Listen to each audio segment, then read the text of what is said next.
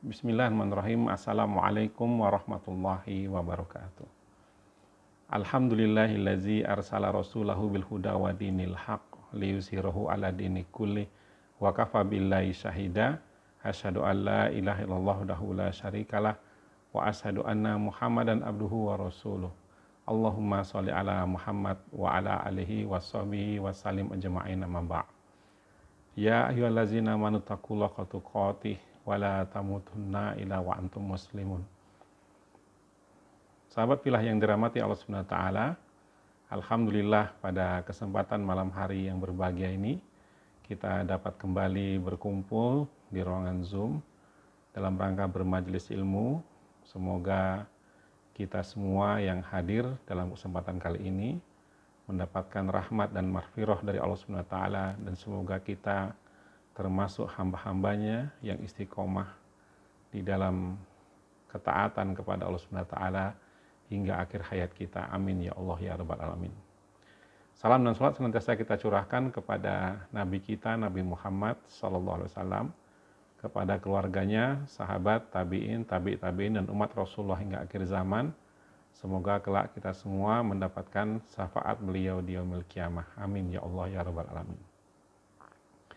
Sahabat filah yang dirahmati Allah Subhanahu wa taala, pada malam hari ini kita akan melanjutkan kajian tazkiyatun nafs kita. Insyaallah tema kita adalah tentang mencela kezaliman. Sahabat filah yang dirahmati Allah Subhanahu wa taala, memang sebagai seorang mukmin ya, kita tidak boleh menzolimi dan tidak boleh juga dizolimi. Maka insyaallah kezaliman tidak akan muncul dari seorang mukmin ya kepada siapapun. Seorang mukmin itu tidak akan mau melakukan kezaliman kepada siapapun. Seperti halnya dia juga tidak mau menerima kezaliman dari siapapun. Allah Subhanahu wa taala berfirman dalam Quran surah Al-Baqarah ayat 279. La tazlimuna wa la tuzlamun. Kamu tidak menzolimi dan tidak pula dizolimi. Nah, ini adalah karakteristik kaum mukminin, orang-orang yang beriman. Jadi ketika seorang mukmin katakanlah tiba-tiba gitu ya melakukan kezaliman, baik itu terhadap Allah, terhadap orang lain gitu ya, kemudian juga terhadap dirinya sendiri, maka ini patut dipertanyakan keimanannya. Ya, barangkali dia membutuhkan terapi tazkiyatun nafs secara lebih intensif lagi, ya, agar dia dijauhkan dari berbagai bentuk kezaliman. Rasulullah SAW bersabda yang artinya, takutlah kamu berbuat zolim, karena sesungguhnya kezaliman itu penyebab kegelapan di hari kiamat. Ya, hadis riwayat Muslim. Ya, jadi kezaliman ini ya akan mengantarkan kita pada kegelapan di yaumil akhir nanti. Ya, tentu kita tidak mau memiliki akhir kehidupan yang seperti itu. Ya. Jadi berbagai bentuk kezaliman ini akan membawa kita pada kegelapan di yaumil akhir nanti. Rasulullah SAW juga bersabda yang artinya, barang siapa yang menganiaya, mengambil sejengkal tanah yang bukan haknya, maka Allah akan mengalungkannya 7 lapis bumi. Hadis riwayat Bukhari dan Muslim. Ya, artinya dia merampas hak milik orang lain, gitu ya, tanpa minta izin, tanpa perkenan dari yang memilikinya, atau dengan transaksi jual beli atau apa.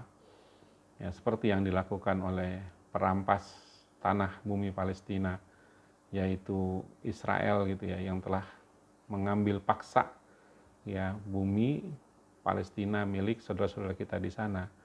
Ya, maka Allah akan mengalungkannya 7 lapis bumi berdasarkan hadis riwayat Bukhari dan Muslim ini. Ya, ini suatu bentuk kezaliman, ya, mengambil hak orang lain gitu ya secara paksa gitu ya. Kemudian Rasulullah SAW juga bersabda yang artinya sesungguhnya Allah menangguhkan hukuman bagi orang yang berbuat zolim.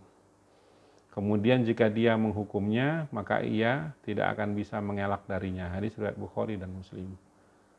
Ya, jadi kadang-kadang orang yang berbuat zolim itu tidak merasakan konsekuensi atau hukumannya di dunia, tapi dia akan mendapatkan konsekuensinya kelak di akhirat. Ya, ada juga yang bisa langsung mendapatkan teguran konsekuensi dari Allah Subhanahu wa taala ketika masih di dunia. Ya, dan ada juga yang nantinya mendapatkan konsekuensi di akhirat. Yang jelas, ya, ketika kita belum meminta maaf kepada orang yang kita zolimi, ketika kita belum mendapatkan keikhlasan, ya, atau dihalalkan oleh saudara kita itu apa yang kita ambil dari mereka dulu, gitu ya, maka ini akan menjadi utang kita nanti di yaumil akhir, di hari kiamat. Jadi harus selesai semuanya di dunia, gitu ya. Kemudian Rasulullah SAW juga bersabda yang artinya, dan takutlah kamu kepada doanya orang yang terzolimi, karena sesungguhnya tiada penghalang antara doanya dan Allah. Hadis riwayat Bukhari dan Muslim. Jadi hati-hati berbuat zolim. Ya, karena doa orang yang terzolimi itu, ya, itu besar kemungkinannya akan diijabah oleh Allah Subhanahu wa taala. Ya, bagaimana kalau orang yang kita zolimi itu mendoakan keburukan untuk kita? Ya, tentu kita tidak mengharapkan hal sedemikian. Ya, karena itu sebisa mungkin kita berusaha untuk tidak melakukan kezoliman di dalam kehidupan kita, ya, kepada Allah, Rasulnya, kepada orang-orang, gitu ya. Karena ini, ya, akan membuat, ya, hidup kita penuh dengan berbagai kesulitan, ya, karena Allah Subhanahu wa taala tidak menyukai, ya, orang-orang yang zolim. Ya. Sahabat fillah yang dirahmati Allah Subhanahu wa taala, tentu jelas bagi kita semua, ya, dari pemaparan awal tadi bahwa Allah telah mengharamkan kezoliman. Dari Abu Dzar radhiyallahu dari Rasulullah SAW dalam sebuah hadis qudsi, Allah berfirman, "Wahai hambaku, sesungguhnya aku telah mengharamkan kezoliman atas diriku, dan aku menjadikannya haram di antara kalian, maka janganlah kalian saling menzolimi." Hadis riwayat Muslim, At-Tirmizi, An-Nasai, dan Ibnu Majah. Kesimpulan dari hadis di atas, pertama, Allah Ta'ala mengharamkan kezoliman atas dirinya. Ya. Jadi Allah SWT tidak mungkin, ya, berbuat zolim terhadap dirinya. Ya, dan juga tidak mungkin ada yang mampu menzolimi Allah SWT. Ya, kecuali nanti adalah bentuk-bentuk kezoliman kepada Allah. Ya, tapi tentu saja orang yang melakukan kezoliman itulah yang rugi sendiri. Ya, karena Allah tidak akan berkurang, ya, kemahakuasaannya, ya, kehebatannya, gitu ya, tidak akan berkurang sedikit pun, gitu ya. Jadi insya Allah, gitu ya, kezaliman manusia terhadap Allah itu tidak akan mengurangi kekuasaan Allah Subhanahu wa taala, justru orang itu sendiri yang rugi, ya.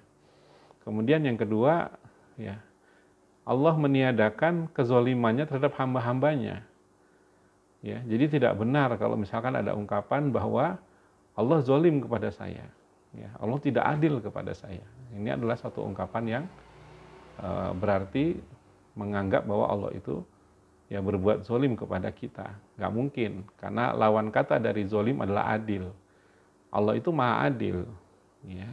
Jadi ketika kita katakanlah merasakan hal-hal yang tidak enak dalam kehidupan ini, atau mengalami suatu konsekuensi dari keburukan-keburukan yang kita lakukan di hari ini ataupun di masa lalu, maka sesungguhnya itu semua adalah karena akibat perbuatan kita sendiri, ya, bukan karena Allah zalim kepada kita. Ya, Allah akan tegakkan hukum-hukumnya dengan adil. Tidak mungkin, gitu ya, bagi Allah terhadap orang-orang yang melakukan dosa, ya, apalagi dia tidak bertobat kepada Allah Subhanahu wa taala, ya, lalu Allah tidak menegurnya, gitu ya, berupa azabkah, gitu ya, atau berupa sanksi-sanksi yang terjadi di dunia, maupun nanti ditunda di alam kuburkah atau di akhirat kelak, gitu. Ya, dan semua itu adalah akibat dari perbuatan manusia sendiri. Jadi, dan insya Allah, Allah maha adil. Ya, tidak mungkin Allah bersikap atau berbuat zalim kepada hamba-hambanya. Ini harus kita yakini. Ya, jadi sepedih apapun kehidupan kita, seburuk apapun kehidupan kita, jangan pernah bilang Allah zalim pada kita. Ya, apalagi seringkali gitu ya, apa yang kita rasakan dalam hidup kita ini adalah produk dari keputusan-keputusan kita di masa lalu. Ya, jadi ya kita maunya begitu, akhirnya dampaknya seperti hari ini gitu ya. Jadi jangan pernah menyalahkan takdir dari Allah Subhanahu wa taala. Ya. Kemudian yang ketiga, makna dari hadis di atas, ya, dia melarang hamba-hambanya untuk saling menzolimi. Ya, jadi Allah mengharamkan kezoliman atas dirinya, Allah juga meniadakan kezolimannya terhadap hamba-hambanya. Ya, insya Allah Allah tidak akan melakukan kezoliman terhadap hamba-hambanya.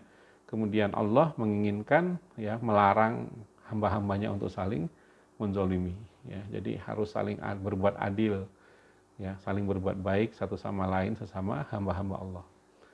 Ya, jadi ya kita di sini harus benar-benar paham sekali gitu ya, bahwa apapun yang terjadi dalam kehidupan kita itu sebetulnya adalah karena perbuatan kita sendiri. Ya. Allah Subhanahu wa taala berfirman dalam Quran surat Fussilat ayat 46 ya, untuk menegaskan hal tadi. Man amila sholihan falinafsih wa man asa'a fa'alaiha wa ma rabbuka bizollamin lil abid. Barang siapa yang mengerjakan amal yang soleh, maka pahalanya untuk dirinya sendiri. Dan barang siapa mengerjakan perbuatan jahat, maka dosanya untuk dirinya sendiri. Dan sekali-kali tidaklah Rabbmu menzolimi hamba-hambanya. Nah ini ya, dikuatkan dalam Quran surat Fussilat ayat 46. Ya, jadi Allah tidak akan menzolimi hamba-hambanya. Insya Allah yang berbuat baik dikasih pahala, ya, yang berbuat jahat mendapatkan dosa yang akan diganjar oleh Allah Subhanahu wa taala kelak di yaumil akhir. Ya, bahkan di alam kubur juga udah dikasih balasan gitu ya, atas perbuatan baik maupun perbuatan buruk kita di dalam kehidupan ini gitu ya. Kemudian Allah Subhanahu wa taala juga berfirman dalam Quran surah An-Nisa ayat 77. Kul mata'ud dunya qalilu wal akhiratu khairul limanittaqa wala yuzlamuna fatila. Katakanlah kesenangan di dunia ini hanya sebentar dan akhirat itu lebih baik bagi orang-orang yang bertakwa dan kamu tidak akan dizolimi sedikit pun. Ya, Quran surat An-Nisa ayat 77. Ya, jadi Allah Subhanahu wa taala menegaskan bahwa kita tidak akan dizolimi sedikit pun oleh Allah Subhanahu wa taala. Ya, jadi ketika kita merasa bahwa Allah tidak adil, kenapa kok kehidupan saya seperti ini? Ya, kenapa kok saya menderita melulu gitu ya? Kenapa orang lain kok hidupnya senang? Nah, ini adalah suatu ungkapan-ungkapan yang tidak tepat. Ya, apalagi pekan lalu kita membahas tentang doa gitu ya. Ya, kalau berdoa itu tidak boleh seperti itu. Ya, harus merendahkan hati, tidak boleh menyalahkan Allah Subhanahu wa taala gitu ya. Apalagi sampai menuduh Allah zalim terhadap diri kita. Nah, ini tidak boleh. Jadi materi pekan ini menguatkan juga materi pekan lalu tentang bab doa. Ya. Ya, jadi sahabat fillah yang dirahmati Allah Subhanahu wa taala, ya sesungguhnya ya ketika kita mendapatkan hal-hal buruk ya di dalam kehidupan ini, berbagai kesulitan dan lain-lain, ketahuilah bahwa sebetulnya itu semua adalah konsekuensi dari apa? Dari berbagai keburukan yang memang kita lakukan di dalam kehidupan itu sendiri. Ya, contoh gitu ya, seorang katakanlah pasangan orang tua gitu ya, mereka melakukan berbagai keburukan dalam kehidupan ini, ya tidak menunjukkan ketaatan-ketaatan kepada Allah Subhanahu wa taala. Tiba-tiba apa? Tiba-tiba sama Allah diuji mereka, ya dengan anak-anak yang susah diatur, ya yang susah dikasih tahu, yang susah diajarin. Kenapa? Karena orang tuanya sendiri gitu ya, tidak menunjukkan ketaatan kepada Allah. Ya, ketika orang tuanya menjadi orang yang sombong misalkan, ya, merasa paling benar gitu ya, maka anaknya juga seperti itu. Ya, susah dikasih tahu, susah untuk dinasihati, susah untuk diarahkan. Ya, jadi sebetulnya anak itu adalah cermin dari orang tua itu sendiri, gitu ya. Jadi ya jangan nanti mengeluh kepada Allah gitu ya. Ya Allah gitu, kenapa aku diuji dengan anak seperti ini yang nggak nurut yang ini loh, gitu ya. Kita harusnya introspeksi diri kita sendiri. Ya jangan-jangan kita memang ya tidak menunjukkan ketaatan kepada Allah Subhanahu wa taala gitu ya. Tidak memiliki keteladanan yang baik di rumah. Ya maka akhirnya anak-anak kita pun seperti itu. Ya menjadi orang-orang yang sulit untuk diarahkan, sulit untuk dinasihati. Ya jadi bukan Allah yang zalim gitu ya, telah memberikan anak yang seperti itu kepada kita. Ya, jadi ini jadi bahan introspeksi bagi diri kita.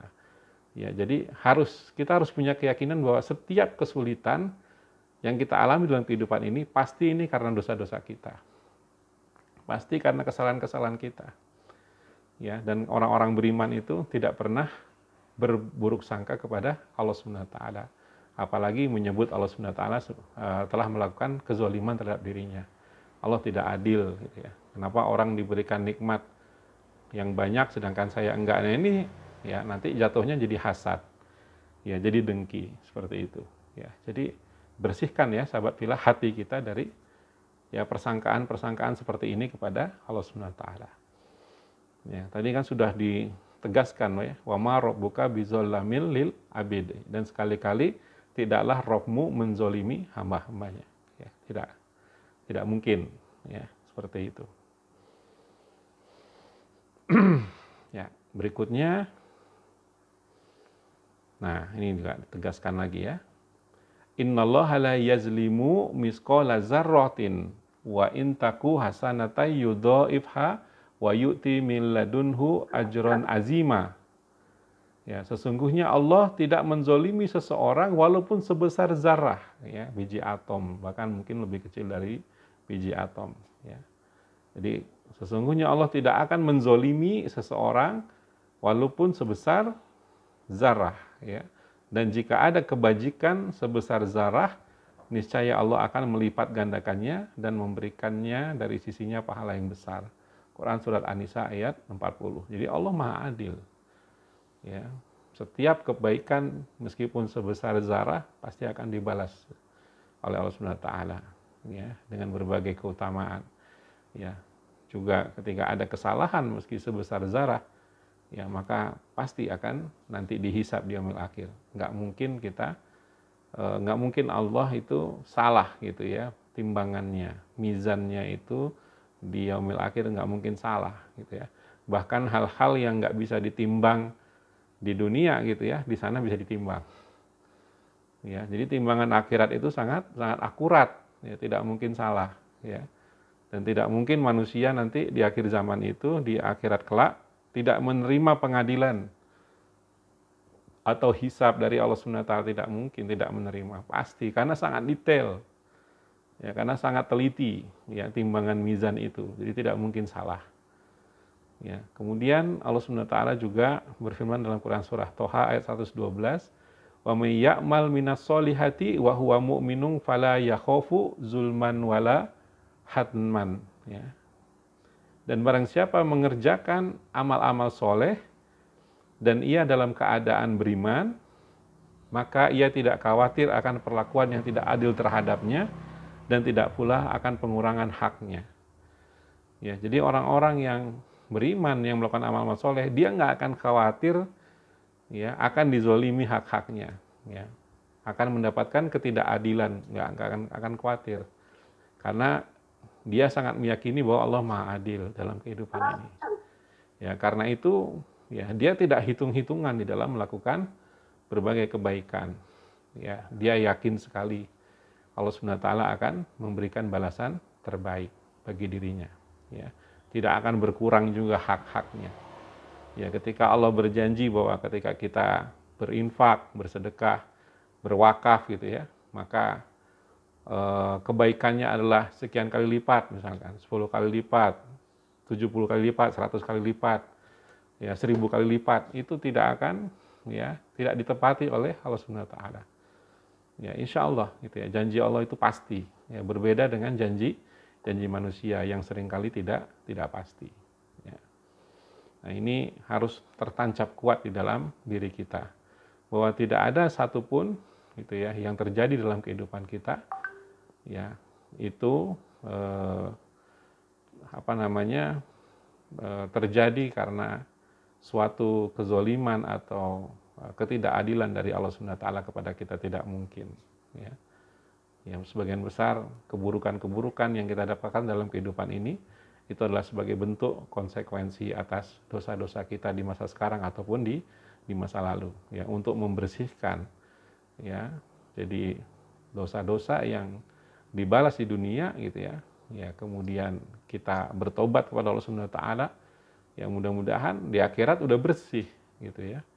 Ya sudah tidak dituntut lagi karena sudah ditunaikan di dunia. Seperti halnya orang-orang yang ya dengan penuh kesadaran gitu ya, barangkali dia melakukan dosa zina gitu ya, yang gara-gara dosa ini ya dia dengan penuh kesadaran gitu ya dirajam sampai mati ya, dan sebelum hukuman rajam itu ditunaikan kepadanya ya, dia merasa sangat menyesal dan bertobat nasuha kepada Allah Subhanahu wa taala ya, maka dia mati semoga dalam keadaan sudah dibersihkan dirinya dari segala macam dosa ya, sehingga nanti di yaumil akhir dia sudah tidak dituntut lagi atas dosa zinanya gitu ya. Jadi memang ya kalau orang-orang yang mengetahui perkara syariat itu, mereka akan sangat waspada dan sangat berhati-hati sekali untuk tidak melakukan hal-hal yang akan memberatkan dirinya gitu ya dalam kehidupan dunia maupun akhirat. Baik, sahabat fillah yang dirahmati Allah Subhanahu wa taala, berikutnya berarti jelas ya bagi kita semua bahwa kezoliman itu adalah lawan dari keadilan. Jadi lawan dari zolim adalah adil. Ya, kalau nggak adil berarti zolim. Gitu ya. Jadi itu adalah lawan katanya gitu ya. Nah, zolim merupakan lawan kata dari adil, maka orang yang tidak berbuat adil maka bisa disebut sebagai orang yang zolim gitu ya. Adil artinya adalah seimbang ya, dan adil ini kita yakini bahwa tanda baiknya hati seseorang. Jadi kalau orang itu hatinya baik, qalbunya baik, insya Allah dia akan bersikap adil. Zolim ini adalah tanda rusaknya hati ya, karena seseorang melakukan kezoliman biasanya disebabkan karena tidak mampu menguasai hawa nafsunya. Hampir sebagian besar kezoliman itu dilakukan karena kebodohan ya, karena kurang ilmu gitu ya, kemudian juga karena godaan setan yang terkutuk gitu ya, maka dia pun akhirnya terjebak di dalam dosa melakukan kezoliman gitu ya. Nah, jika seseorang menzolimi dirinya maka dia menjadi orang zolim. Ya, jadi kalau seseorang menzolimi dirinya maka dia menjadi orang zolim, sekaligus dia menjadi orang yang terzolimi. Ya. Jadi orang tuh bisa ya melakukan kezoliman terhadap dirinya sendiri. Nanti akan dijelaskan lebih lanjut. Antara lain ya karena dia terjatuh ke dalam perkara dosa. Jadi orang yang berbuat dosa terus-menerus itu sebetulnya sedang menyiksa dirinya sendiri, menabung keburukan bagi dirinya sendiri. Ya. Jadi dia juga menjadi orang yang terzolimi oleh siapa? Oleh dirinya sendiri. Ya, jadi dia dizolimi oleh dirinya sendiri. Dan jika seseorang berbuat adil, maka ia menjadi orang yang adil dan menjadi orang yang akan merasakan manisnya keadilan. Ya. Karena konsekuensi itu sesuai dengan kebaikan dan keburukan yang kita lakukan. Ya, jadi sahabat fillah yang dirahmati Allah Subhanahu wa taala, ya, kita harus benar-benar berusaha untuk bersikap adil ya, dan menjauhi berbagai bentuk kezaliman. Allah Subhanahu wa taala berfirman tadi dalam Quran surah Fusilat ya, ayat 6 ya. Man amila sholihan falinafsih wa man asa'a fa'alaiha wa ma rabbuka bizalamil lil abid. Ya, barang siapa yang mengerjakan amal yang soleh maka pahalanya untuk dirinya sendiri. Dan barang siapa mengerjakan perbuatan jahat maka dosanya untuk dirinya sendiri. Dan sekali-kali tidaklah Rabbmu menzolimi hamba-hambanya. Quran surah Fusilat ayat 46 ya. Kemudian dalam Quran surah Al-Isra ayat 7, in ahsantum ahsantum li anfusikum wa in asatum falaha. Jika kamu berbuat baik berarti kamu berbuat baik bagi dirimu sendiri. Dan jika kamu berbuat jahat maka kejahatan itu bagi dirimu sendiri. Ya. Jadi sahabat fillah yang dirahmati Allah Subhanahu wa taala, kalau kita tidak termotivasi melakukan kebaikan, ya berbuat adil, melakukan kebaikan, ya ini ya berarti kurang ilmu itu betul-betul gitu ya. Ya, enggan, tidak termotivasi melakukan kebaikan. Ah, ngapain saya baik gitu ya sama orang lain gitu ya. Dia aja nggak baik sama kita. Nah, ini suatu pemikiran yang salah sekali gitu ya. Karena apa? Karena ketika kita berbuat baik kepada orang lain, itu kebaikannya untuk kita sendiri sebetulnya. Ya, bukan untuk siapa-siapa. Ya, karena apa? Karena meskipun kebaikan itu sebesar zarroh juga, biji atom gitu ya, insya Allah akan diperhitungkan oleh Allah Subhanahu Wa Taala. Ya, jadi orang-orang yang paham akan hal ini pastilah setiap harinya itu akan mewarnai sikap perilakunya dengan kebaikan-kebaikan. Dia akan menebar kebaikan kepada orang-orang di sekelilingnya. Ya, kalau dia seorang suami gitu ya, dari bangun pagi dia sudah berusaha menyenangkan istrinya gitu ya, bantu-bantu istrinya, kemudian menghargai apa yang dilakukan oleh istrinya gitu ya. Kalau dia seorang istri, pagi-pagi dia sudah tersenyum sama suaminya gitu ya, tidak mengajak konflik di pagi hari ya, kemudian menyediakan sarapan bagi suaminya, itu dengan semangat ya, melayani satu keluarga dengan semangat. Kenapa? Karena insya Allah semua kebaikan yang dilakukan itu untuk dirinya sendiri. Dia yang dapat pahala, dia yang dapat kebaikan dari Allah Subhanahu Wa Taala ya, dan tidak perlu khawatir gitu ya bahwa Allah akan luput di dalam menghitung setiap kebaikan yang dia lakukan dalam kehidupan ini. Ya, insya Allah semuanya itu akan menjadikan dia mendapatkan berbagai keutamaan di hadapan Allah Subhanahu Wa Taala. Ya, jadi marilah kita berbuat adil, ya, melakukan amal soleh dalam kehidupan ini. Jangan melakukan kezoliman terhadap orang-orang di sekeliling kita. Ya. Baik.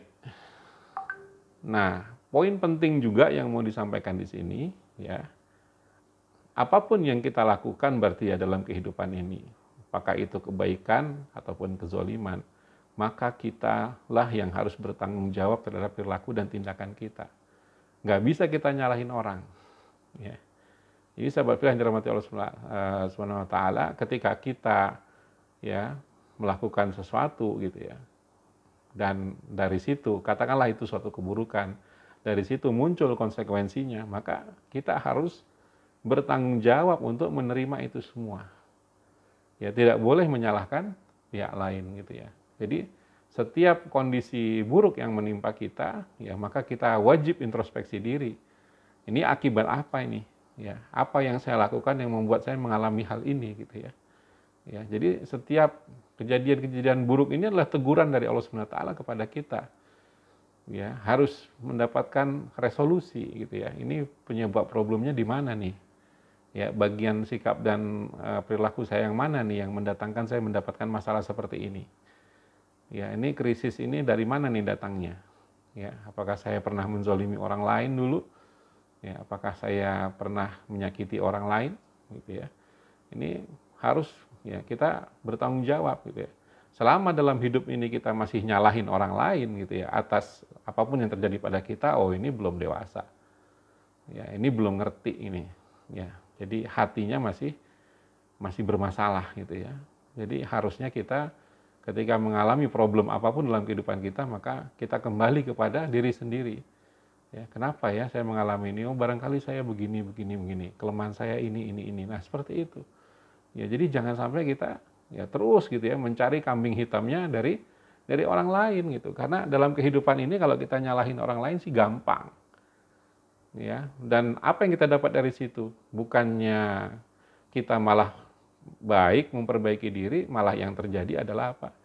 Yang terjadi justru kita ya terus menuntut orang untuk melakukan perbaikan gitu, padahal kerusakannya ada di diri kita.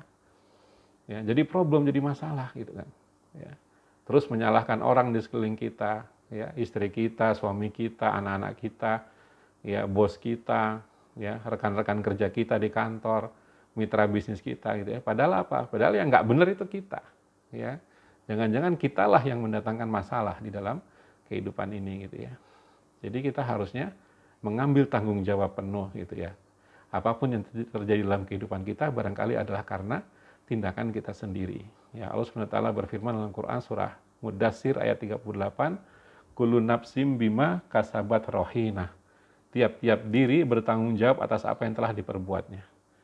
Ya, maka siap untuk mempertanggungjawabkan apapun yang kita lakukan di dalam kehidupan ini gitu ya.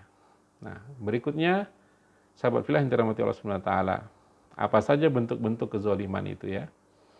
Pertama adalah kezaliman terhadap Allah Ta'ala. Ya, ini adalah suatu bentuk kezaliman yang paling parah ya. Ya, meskipun Allah Subhanahu wa taala tidak bisa dizolimi sama kita gitu ya. Maksudnya ya secara harfiah, secara ini kita menyakiti Allah itu nggak bisa gitu ya. Ya. Jadi manusia itu penuh dengan keterbatasan. Ya kan? Karena Allah Maha Kuasa gitu ya. Justru dengan kita zolim terhadap Allah Ta'ala ini, ya kita tuh sebetulnya menzolimi diri kita sendiri. Ya, nah apa bentuk kezaliman terhadap Allah Subhanahu wa taala? Yaitu dengan melakukan kufur dan syirik kepadanya. Ya, jadi tidak mengakui keesaan Allah Subhanahu wa taala, ya tidak beriman bahkan gitu ya. Bagi orang-orang ateis, komunis gitu ya, mereka tidak beriman kepada Allah. Ini adalah bentuk-bentuk kezaliman terhadap Allah Subhanahu wa taala gitu ya. Dan ada juga yang sudah mengakui Allah tapi syirik, mempersekutukan Allah. Ini sama juga, ya termasuk zalim pada Allah Subhanahu wa taala. Seperti yang ditegaskan oleh Allah Subhanahu wa taala dalam Quran surah Al-Baqarah ayat 254. Wal kafiruna humuz zalimun, dan orang-orang kafir itu ya mereka lah orang-orang yang zalim. Ya, jadi orang yang kufur kepada Allah Subhanahu wa taala mereka lah orang-orang yang zalim. Ya, juga dalam Quran surah Luqman ayat 13. Inna syirka la zulmun azim. Sesungguhnya mempersekutukan Allah atau syirik adalah benar-benar kezaliman yang besar. Quran surah Luqman ayat 13. Ya. Percaya gitu ya sama Allah Subhanahu wa taala, satu-satunya Rob gitu ya. Tuhan yang paling berkuasa, Rob yang paling maha kuasa gitu ya. Tetapi dia merasa yakin ada kekuatan lain yang juga dia butuhkan dalam kehidupan ini selain Allah. Ya, dia pergi ke gunung, ya, dia merasa gitu ya, di sana ada kali penunggu gunung kah atau apa gitu ya, makhluk gaib atau apa di gunung itu, atau patung berhala, ya, batu atau apa yang dianggap sama dia punya kekuatan seperti halnya kekuatan Allah Subhanahu wa taala, atau pohon, ya, atau apapun gitu ya. Ya, nah kalau sudah seperti ini berarti dia apa? Berarti dia sudah berbuat kesyirikan ya kepada Allah Subhanahu wa taala. Nah, ini kezaliman ini. Ya. Seperti halnya orang-orang kufur juga ya, seperti Firaun ya yang menganggap bahwa dirinya adalah Tuhan ya, yang harus disembah oleh Nabi Musa dan kaumnya. Ya, faqala ana rabbukumul a'la gitu ya. Jadi dia mengatakan bahwa akulah Tuhanmu yang tertinggi. Ini adalah bentuk kesombongan dan kezaliman kepada Allah Subhanahu wa taala. Makanya oleh Allah Subhanahu wa taala ditenggelamkan ya di Laut Merah ya. Subhanallah gitu ya. Jadi kezaliman terhadap Allah taala ini enggak boleh ya menjadi bagian dari hati kita, diri kita. Jangan sampai, sahabat fillah, nauzubillah ya. Dosanya besar sekali ini. Kita akan berada di neraka jahanam untuk selama-lamanya ya. Jadi orang-orang kafir, orang-orang syirik gitu ya, innallazina kafaru min ahlil kitabi wal musyrikina fi nari jahannam khalidina fiha ulaika hum syarrul bariyah ya. Jadi orang-orang beriman dari kalangan ahli kitab ya, orang-orang kafir dari kalangan ahli kitab dan melakukan kesyirikan gitu ya. Nah, ini adalah orang-orang yang akan kekal di neraka jahanam untuk selama-lamanya, dan mereka adalah seburuk-buruknya makhluk. Ya, jadi jangan sampai kita terjatuh ke dalam kekufuran dan kesyirikan. Ya. Ini kezoliman terhadap Allah. Kemudian yang kedua adalah kezoliman terhadap sesama hamba Allah, ya, kepada sesama manusia lainnya. Ya. Jadi dia telah mengganggu orang, mengambil hak orang, ya, atau misalkan meminjam tapi tidak mengembalikan gitu ya. Pokoknya melakukan hal-hal yang tidak adil terhadap orang gitu ya. Di sini Rasulullah SAW mengingatkan kita semua melalui sabdanya yang artinya barang siapa yang pernah melakukan suatu kezoliman terhadap saudaranya berkenaan dengan kehormatan atau selainnya, maka hendaklah dia meminta kehalalan darinya hari ini. Maksudnya minta dimaafkan atau diikhlaskan hari ini sebelum mati ya. Ya. Sebelum datang hari yang tidak lagi bermanfaat dinar maupun dirham, yaitu hari kiamat, hari akhirat. Ya, jika ia memiliki amal yang baik, nanti kalau sudah di akhirat nih, nggak diselesaikan di dunia nih ya, Jika ia memiliki amal yang baik, maka akan diambil seukuran kezolimannya. Jadi nanti kalau kita punya ya berbuat zolim pada saudara kita, nggak selesai di dunia, ya maka nanti di akhirat ya kita punya kebaikan-kebaikan itu ya akan ditransfer ke saudara kita yang kita zolimi itu ya sebesar apa? Sebesar kezoliman yang kita lakukan kepada dirinya gitu ya. Ya, dan jika kita tidak memiliki cukup kebaikan untuk diambil gitu ya, maka ya keburukan atau dosa saudara kita itu akan dipikulkan kepada kita. Hadis riwayat Bukhari. Ya. Gimana tuh? Ya ini kalau ternyata gitu ya, banyak orang yang kita zolimi dalam kehidupan ini. Ya, lalu sebagian besar kebaikan-kebaikan kita akan diambil oleh dirinya di akhirat nanti. Ya mungkin kita menipu, menyalahgunakan kepercayaan orang gitu ya, kemudian mengambil dana orang tidak dikembalikan, pinjam tidak dikembalikan gitu ya, kemudian menipu ya dan lain-lain gitu ya, korupsi gitu ya, ya sekian miliar, sekian triliun barangkali seperti itu gitu ya, tidak dibereskan di dunia ya siap-siap tuh, ya siap-siap gitu ya bahwa ya kebaikan-kebaikan kita akan diberikan kepada orang yang kita zolimi gitu ya. Dan kalau kebaikan itu nggak cukup, maka dosa-dosa orang yang kita zolimi itu akan dipikulkan kepada kita.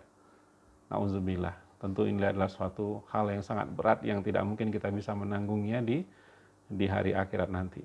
Ya, maka kalau ada urusan-urusan yang belum selesai, mari kita coba usahakan untuk selesaikan di dunia. Ya, jangan sampai tidak selesai. Ya, kalau diikhlaskan oleh orang kita zolimi, iya saya sudah maafkan kamu, saya sudah mengikhlaskan gitu ya, maka insya Allah itu sudah selesai. Ya, berkah gitu ya buat semua pihak gitu ya, yang sudah mengikhlaskan hal-hal yang menjadi kendala gitu ya selama muamalah di dunia gitu ya. Tapi kalau misalkan belum selesai, nah itu akan dituntut nanti di akhirat. Ya, Rasulullah SAW juga bersabda yang artinya seorang muslim atas muslim yang lainnya adalah haram darahnya, haram hartanya, dan haram kehormatannya. Hadis riwayat Muslim. Ya, jadi kita nggak boleh membunuh dia, sesama muslim itu ya. Kemudian nggak boleh merampas hartanya secara batil, ya tidak dengan hak. Ya, merampas tanahnya, merampas rumahnya, harta warisannya kita ambil, kita rampok gitu ya. Nggak boleh. Ya, dosa itu harus disadari, ya, harus dimintai maaf, ya, harus diredokan oleh orang yang telah diambil haknya gitu ya. Jadi kita harus bertobat kepada Allah Subhanahu wa taala, lalu agar tobat itu diterima oleh Allah Subhanahu wa taala kita harus meminta maaf kepada orang yang telah kita zalimi gitu ya.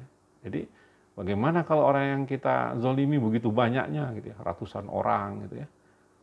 Ya, kalau orang yang dalam kehidupannya sudah terbiasa menipu, sudah terbiasa melakukan keculasan dan kecurangan di hadapan banyak orang, oh berarti banyak sekali yang harus dia mintai maaf gitu ya. Ya, dan ini mau tidak mau ya dia harus bekerja keras gitu ya untuk menemui orang-orang yang telah dia curangi selama ini. Ya, makanya jangan gitu ya, seperti itu. Dan kehormatannya. Ya, selama ini kita telah menggibah seseorang sehingga reputasinya hancur, kehormatannya hancur gitu ya, kredibilitasnya rusak gara-gara kita omongin di belakang gitu ya, maka kita harus meminta maaf kepadanya ya. Selama orang yang kita gibahi itu tidak memberikan maaf, tidak mengikhlaskan kesalahan kita, wah berabe itu buat kita gitu ya, bakal bermasalah kita gitu ya. Makanya ya orang-orang yang digibahin itu tenang-tenang aja dia. Ya, kenapa? Ya nanti kalau nggak selesai di dunia nih, dia nggak ikhlaskan gitu ya, dosa gibah yang saudaranya yang menggibahi dia itu. Nanti di akhirat bisa bikin bangkrut yang menggibahi dia, gitu ya. Jadi pahala orang yang menggibahnya dikasih ke dia, gitu ya. Dosa dia nanti orang yang digibahi ini ditransfer ke orang yang menggibahnya. Ya kan? Jadi kita kalau digibahin orang tuh tenang aja gitu. Ya, nggak usah marah. Karena apa? Karena proses transfer pahala sedang berjalan. Masya Allah. Gitu ya. Jadi, ya banyak orang yang menebar hoaks, menebar fitnah gitu ya. Ya, jadi apalagi itu gitu ya, fitnah gitu ya. Jadi ghibah itu kan hal yang terjadi sesungguhnya, bukan fitnah ghibah itu. Jadi hal keburukan yang sebenarnya disebar-sebarkan gitu kan. Ya, kemudian apa tuh namanya? Yang sesuatu yang sifatnya fitnah, berita bohong, hoaks gitu ya. Ya, itu juga disebarkan gitu ya. Jadi makanya nih hati-hati nih dalam konstelasi pemilu sekarang ini, ya harus hati-hati kita gitu ya di dalam apa namanya, di dalam perkara-perkara ghibah ini gitu ya. Ya. Meskipun kita tahu bahwa ada apa namanya, rukhsah ya, ada keringanan dalam perkara ghibah ini ya. Ghibah yang dibolehkan seperti apa gitu ya. Nah, itu ada rukhsah gitu ya. Untuk dalam bab tertentu boleh gitu kan. Ya. Apalagi untuk mencegah seseorang penipu gitu ya, melakukan kecurangan kepada banyak pihak gitu ya. Nah, ini kita mengingatkan banyak orang gitu kan, hati-hati dengan orang ini. Dia suka menipu, dia culas, dia suka berbuat curang ya. Nah, ini boleh ghibah yang dibolehkan. Ya, jadi kita di sini benar-benar harus hati-hati sekali. Jangan sampai gara-gara pemilu jadi banyak dosa. Ya, jadi harus apa namanya, cermat-cermat di dalam berkata, berucap gitu ya. Jadi yang paling bagus sih udah aja promosikan gitu ya, siapa presiden andalanmu gitu ya. Itu yang paling bagus ya, dengan tidak menyerang yang lain gitu ya. Ya, tapi kadang-kadang ya proses kampanye ini kan ya bagi kaum muslimin sering dijadikan sebagai sarana amar ma'ruf nahi mungkar. Ya, jadi mereka punya giroh besar semangat gitu ya. Minimal 5 tahun sekali lah mereka amar ma'ruf nahi mungkar kan, untuk mewujudkan cita-cita yang ingin diraih oleh kaum muslimin gitu ya, yaitu mendapatkan kesejahteraan, kebaikan. Ya, kita dakwah lebih mudah gitu ya. Menegakkan amar ma'ruf nahi mungkar lebih mudah gitu ya.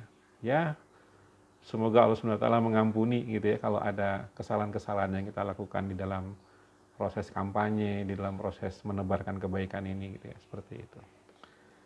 Dan yang terakhir adalah kezaliman terhadap diri kita sendiri.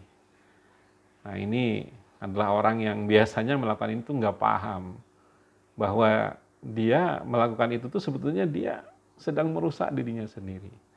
Ya, nah, kezaliman terhadap diri sendiri ini adalah apa? Dengan melakukan dosa, maksiat, keburukan dan kejahatan-kejahatan gitu ya.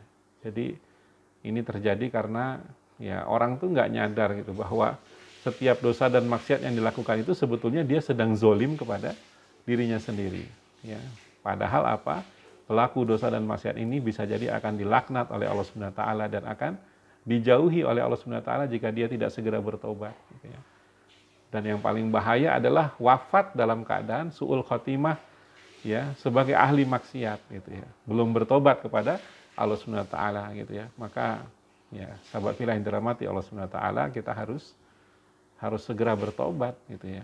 Jadi bahwa setiap dosa yang kita lakukan gitu ya, riba, ya, durhaka kepada orang tua, ya, berjudi kah gitu ya. Kemudian mendekati zina kah gitu ya. Berhubungan dengan lawan jenis secara ya tidak mengikuti kaidah-kaidah syar'i gitu ya. Ini adalah suatu bentuk-bentuk maksiat yang sebetulnya merusak diri kita sendiri gitu ya. Ya, jadi kita nggak sadar bahwa kita ngancurin diri kita sendiri ya. Allah SWT berfirman dalam Quran surah Al-Baqarah ya, ayat 57, wa ma zolamuna walakin kanu anfusahum yazlimun. Dan tidaklah mereka menganiaya kami, akan tetapi mereka lah yang menganiaya diri mereka sendiri ya. Maksudnya di sini adalah ya ketika mereka berbuat dosa itu, insya Allah gitu ya, Allah tidak akan merasa terzolimi gitu ya.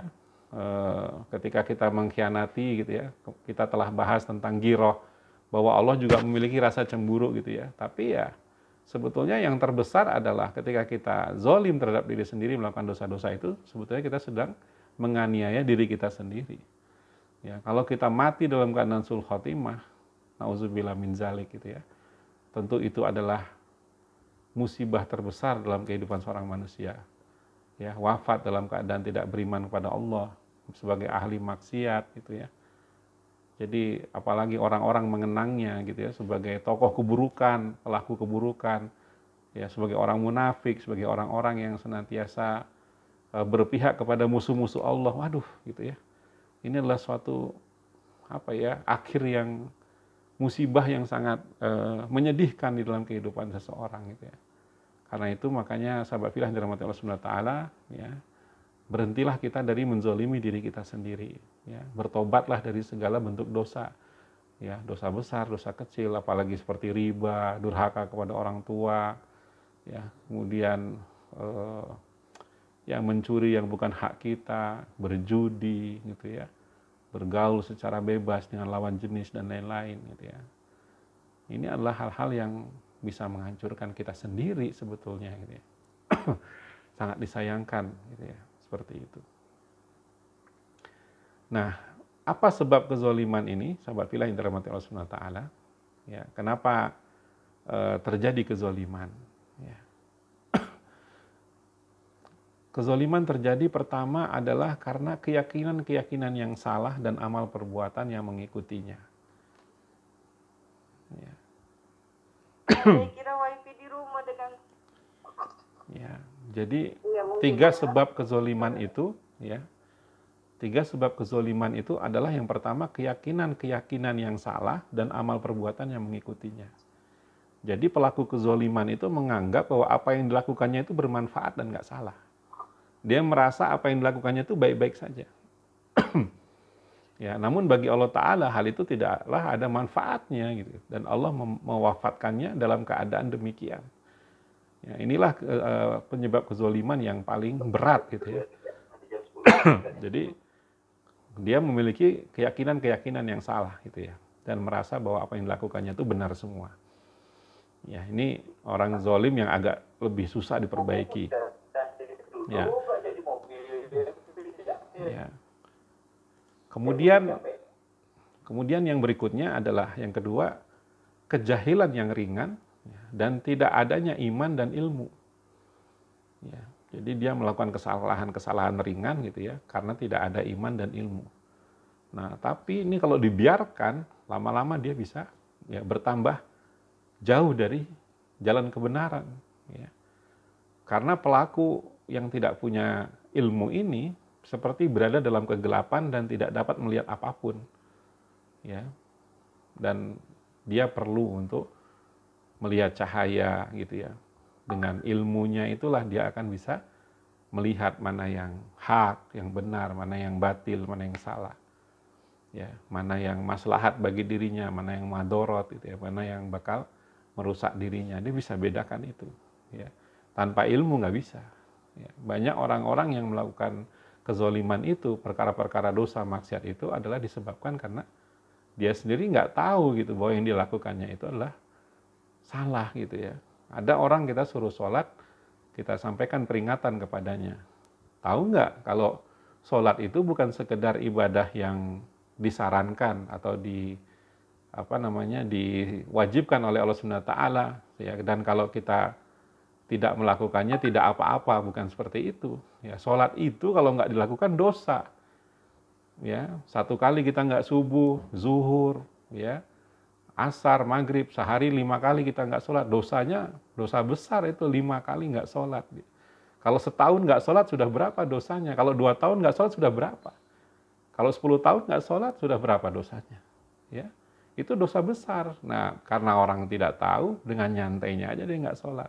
Ya, atau belang bentong gitu ya, tanpa ada perasaan bersalah. Nah, makanya ilmu itu penting.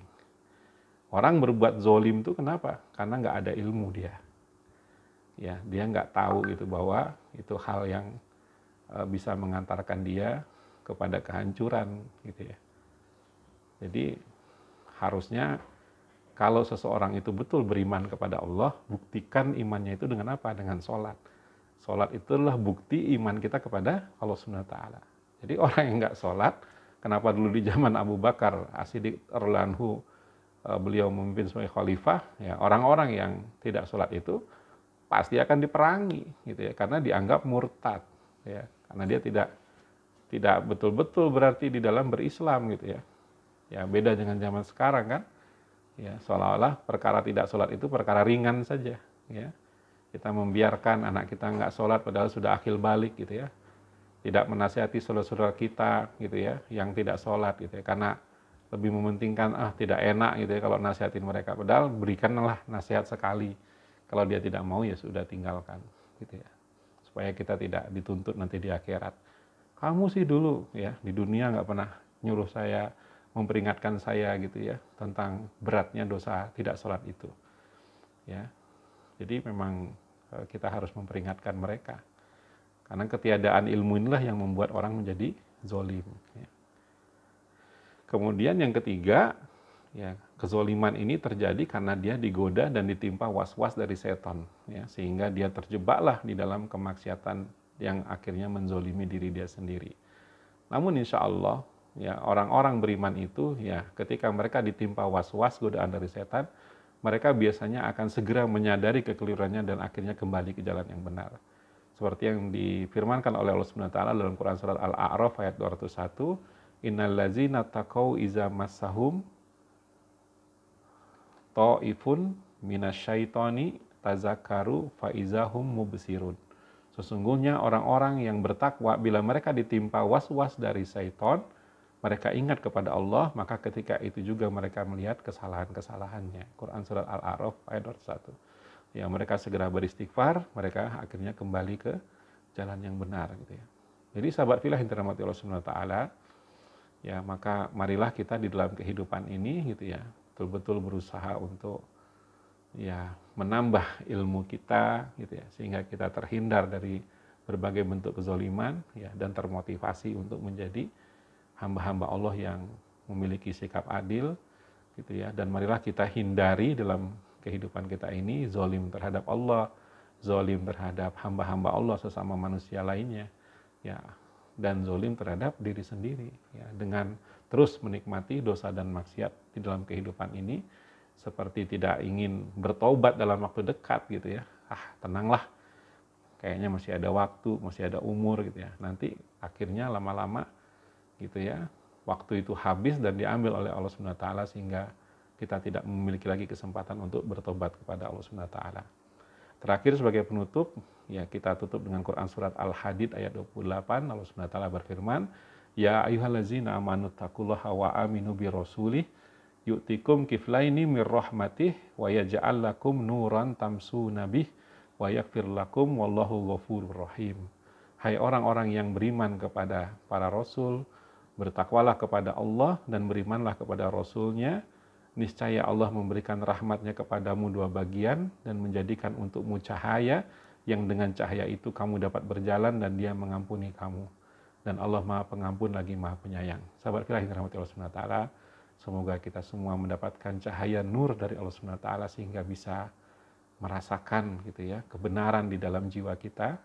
Semoga kita dikuatkan oleh Subhanahu wa taala untuk meninggalkan segala bentuk dosa dan maksiat dalam kehidupan kita, meninggalkan sikap buruk kita kepada orang-orang di sekeliling kita, meninggalkan kezoliman kita, keburukan kita kepada orang-orang di sekeliling kita yang membuat mereka tersakiti oleh kita, hak-haknya terambil oleh kita gitu ya, dan mereka merasakan kekecewaan terhadap kita gitu ya, karena kita tidak memperhatikan hak-hak mereka gitu ya, tidak menjaga kehormatannya, tidak menjaga hartanya gitu ya.